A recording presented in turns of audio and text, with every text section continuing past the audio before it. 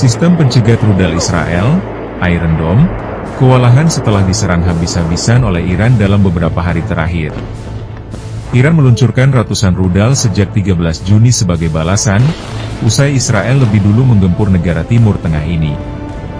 Pasukan Zionis menyerang fasilitas nuklir utama, situs persenjataan, hingga area penduduk di Teheran dan sejumlah wilayah lain. Dalam menyerang Israel, Iran disebut-sebut menggunakan berbagai jenis rudal balistik seperti Emad, Gadr-1, dan rudal hipersonik pertama Fatah-1. Namun, sejauh ini belum ada konfirmasi resmi senjata apa yang digunakan Teheran untuk menghabisi negara pimpinan Benyamin Netanyahu.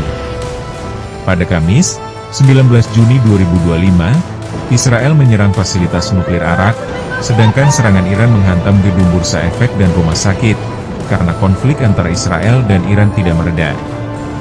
Tensi antara kedua negara bahkan semakin memanas dengan serangkaian aksi militer besar-besaran dari kedua belah pihak. Sepanjang 7 hari berkonflik terbuka, pertukaran serangan udara dan rudal balistik terus terjadi. Pada Rabu, intensitas serangan dari Tel Aviv maupun Teheran sempat mereda. Namun, pada Kamis, 19 Juni, konflik mereka seperti memasuki intensitas baru, dengan target strategis semakin diperluas dan korban sipil meningkat. Sebelumnya Israel melancarkan serangan udara ke fasilitas nuklir Arak di Iran. Iran membalas dengan peluncuran rudal balistik yang berhasil mengenai sejumlah gedung termasuk rumah sakit di selatan Israel dan gedung bursa efek Tel Aviv. Sebagai respons langsung atas serangan Israel ke Arak, Iran meluncurkan gelombang serangan rudal balistik dan drone kamikaze ke wilayah Israel.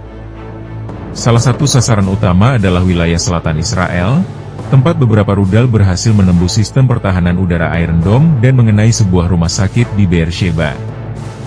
Menurut laporan resmi dari Kementerian Kesehatan Israel, sedikitnya 12 orang terluka dalam insiden ini, termasuk pasien, staf medis, dan keluarga yang tengah berkunjung.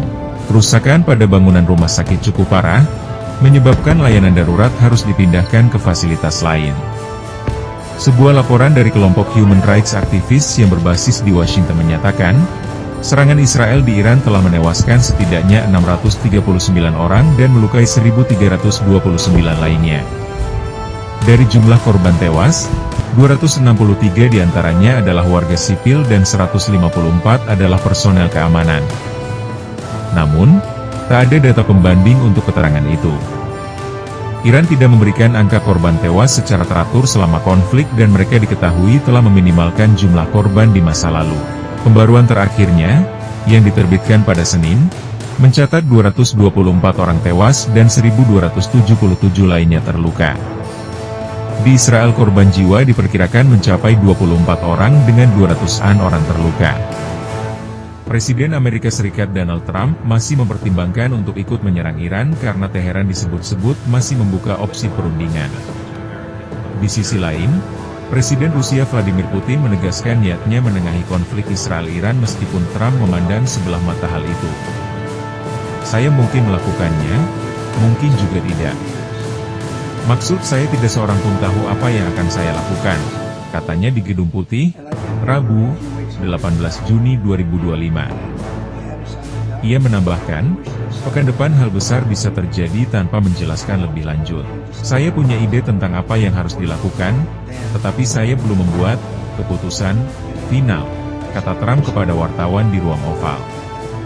Saya ingin membuat keputusan final sedetik sebelum waktunya karena banyak hal berubah, terutama dengan perang, lanjutnya. Pernyataan Trump itu merespons pemimpin tertinggi Iran Ayatollah Ali Khamenei yang mengingatkan AS untuk berpikir ulang mengenai keinginannya mengintervensi konflik terbuka Iran-Israel. Amerika harus tahu bahwa intervensi militer apapun niscaya akan mengakibatkan kerusakan yang tidak dapat diperbaiki, kata Khamenei. Sikap Trump sering berubah dengan cepat. Dia mengisyaratkan telah kehilangan kesabaran terhadap Iran dan mengurangi seruannya agar Iran menyerah. Akan tetapi, kemudian dia meyakini bahwa Iran berusaha keras mencapai kesepakatan program nuklirnya dengan AS dan mengakhiri konflik dengan Israel. Bahkan, Trump menyebut delegasi Iran ingin berkunjung ke Gedung Putih dan menemuinya. Hal itu dibantah mentah-mentah oleh Iran. Tidak ada pejabat Iran yang pernah meminta untuk merendahkan diri di gerbang Gedung Putih, kata misi Iran untuk PBB dalam sebuah unggahan di X. Trump menyebut bahwa dirinya tidak ingin berperang. Namun, tidak ada pilihan lain jika negara lain menjadi ancaman bagi negara lainnya dan memiliki senjata nuklir. Saya tidak ingin berperang, kata Trump kepada wartawan di ruang oval. Namun, jika itu adalah pilihan antara berperang dan memiliki senjata nuklir, Anda harus melakukan apa yang harus Anda lakukan. Dia mengatakan, dirinya memiliki waktu berpikir setidaknya 1 minggu sebelum memutuskan, tetapi bisa juga lebih cepat. Minggu depan akan menjadi sangat penting, mungkin kurang dari seminggu.